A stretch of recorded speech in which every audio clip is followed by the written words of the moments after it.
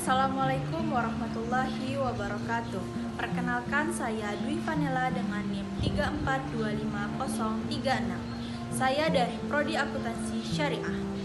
Yang terhormat Ibu Endang selaku dosen pengampu mata kuliah Bahasa Indonesia, dan yang saya banggakan saudara sekalian. Alhamdulillahirrabbilalamin. Alhamdulillahilladzi an'amana bi ni'matil iman wal islam. Asyhadu an la ilaha illallah wa asyhadu anna Muhammadar Rasulullah. Allahumma sholli ala sayyidina Muhammad wa ala ali sayyidina Muhammad. Puji dan syukur kita haturkan kehadirat Allah Subhanahu wa taala yang telah memberikan rahmat, karunia dan hidayahnya kepada kita semua. Salawat dan salam tidak lupa kita sampaikan kepada Nabi Yuna Muhammad Sallallahu Alaihi Wasallam, sang pembawa risalah kebenaran bagi kita semua. Saudara yang dirahmati Allah, pada kesempatan kali ini saya ingin mengajak saudara semua untuk mengetahui apa akibat yang akan ditimbulkan jika terus-menerus menjadi seorang yang FOMO, dan bagaimana cara agar kita terlepas dari jeratan tersebut. Maka dari itu, judul yang saya ambil adalah akibat FOMO kesehatan mental di ujung tanduk.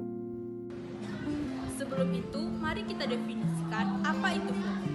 FOMO merupakan singkatan dari Fear of Missing Out, yaitu di mana rasa ketakutan dan kecemasan seseorang ketika merasa tertinggal dari orang lain dalam berbagai hal, aktivitas, tren, ataupun pengalaman yang menarik. Mereka akan berusaha mengikuti, meniru, bahkan menandingi agar terlihat setara. Bagi generasi muda saat ini, terutama mahasiswa, FOMO telah menjadi bayangan yang tidak terpisahkan di era digital saat ini. Contohnya saja ketika sedang membuka media sosial seperti TikTok maupun Instagram, kebanyakan reels yang ditampilkan adalah kehidupan orang lain. Video dan foto traveling, kesuksesan sebuah usaha, pencapaian akademik yang gemilang, ataupun keaktifan seseorang dalam organisasi dan kepanitiaan. Dalam sekejap, hal ini menjadi ilusi kehidupan bagi yang melihatnya, berpikiran bahwa kehidupan orang lain lebih menyenangkan, lebih sukses dan lebih produktif kecuali dia. Dan ini menjadi racun nyata bagi mereka yang melihatnya. Dan lambat laun, racun ini dapat merusak kesehatan mental. Mereka akan berusaha melewati tanjakan di mana sebenarnya mereka tidak mampu untuk melakukan hal itu. Saudara yang dirahmati Allah, perlu kita ketahui apa ciri-ciri orang yang telah terjerat ke dalam FOMO. Yang pertama, sering menggunakan media sosial secara berlebihan. Hal ini adalah momen yang paling sering terjadi. Mereka cenderung tenggelam ke dalam kehidupan dunia maya karena mereka takut akan ketinggalan momen yang dianggap penting. Yang kedua, takut ditolak dan dikucilkan dalam kehidupan sosial. Mereka akan terlibat dalam segala bentuk aktivitas dan kegiatan sosial walaupun itu tidak sesuai dengan minat dan kebutuhan mereka. Dan yang ketiga adalah dengan mudah membuat suatu komitmen. Orang yang FOMO dengan mudah membuat suatu komitmen dalam berbagai hal. Dengan ini mereka beranggapan akan memiliki pengalaman hidup yang lebih baik. Selain itu, dampak FOMO lebih serius daripada hanya rasa cemburu. Orang yang FOMO akan mudah merasa tidak puas. Mereka berpikiran bahwa kehidupan mereka tidak lebih baik daripada kehidupan orang lain. Yang kedua, mudahnya stres dan cemas. Ini berdampak pada kualitas tidur dan berujung pada depresi. Dan yang terakhir adalah dapat memunculkan sifat negatif seseorang. Seperti jika ada orang lain membeli handphone baru, maka mereka akan berusaha untuk membelinya juga dengan berbagai cara. Dan jika FOMO telah memasuki tahap tertinggi dan tahap akhir, mereka akan bisa menggunakan alkohol dan obat-obatan terlarang sebagai pelampiasan untuk menenangkan diri. Lantas, bagaimana cara agar terlepas dari jeratan FOMO?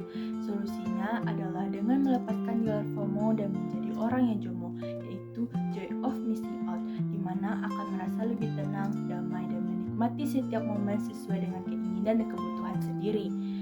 Ada beberapa cara yang dapat dilakukan untuk menjadi orang yang JOMO. Pertama, kelola waktu dalam kehidupan dunia maya. Manfaatkanlah waktu luang dengan hal yang bermanfaat, seperti membaca buku, beristirahat, ataupun bertemu dengan teman-teman. Dan yang kedua adalah dengan menggali minat dan bakat sendiri. Biasanya orang yang FOMO tidak mengetahui apa minat dan bakat mereka, sehingga mereka akan memilih untuk mengikuti orang lain. Dan yang paling terpenting adalah selalu bersyukur. Bersyukur dengan apa yang telah ada dan mencintai diri sendiri tanpa harus melihat orang lain atau menjadi orang lain, sesuai dengan firman Allah dalam Quran Surah Luqman ayat 12. A'udzu billahi minasyaitonir rajim. Bismillahirrahmanirrahim. Walaqad ataina Luqmanal hikmata anishkur lillah. Wa man yashkur fa innama yashkuru li nafsi wa man kafara fa innallaha ghaniyyun hamid. Shadaqallahul azim. Dan sungguh Allah telah memberikan hikmah kepada Luqman, yaitu bersyukurlah kepada Allah. Dan barang siapa yang bersyukur kepada Allah, maka sesungguhnya ia telah bersyukur untuk dirinya sendiri. Dan barang siapa yang tidak bersyukur kepada Allah, maka sesungguhnya Allah Maha Kaya, Maha Terpuji. Saudara yang dirahmati Allah, mari berani melepaskan diri dari jeratan FOMO dan menjadi orang yang jomo. Mulailah untuk mencintai diri sendiri dan menikmati setiap momen yang ada. Berusahalah untuk mengubah stigma yang mengatakan jika tidak menjadi yang terkini bukan menjadi orang yang keren, karena kita bisa keren dengan versi kita tersendiri. Hindarilah FOMO, berhentilah menjadi FOMO untuk menjaga kesehatan mental, karena kesehatan mental merupakan aset yang paling berharga. FOMO merupakan tantangan bagi generasi Gen Z saat ini. Maka dari itu, mari hadapi tantangan ini dengan semangat dan jadikan setiap kesalahan sebagai peluang untuk bangkit dan tumbuh. Sekian pidato yang dapat saya sampaikan. Mohon maaf atas segala kekurangan dan kesalahan. Saya akhiri dengan sebuah pantun.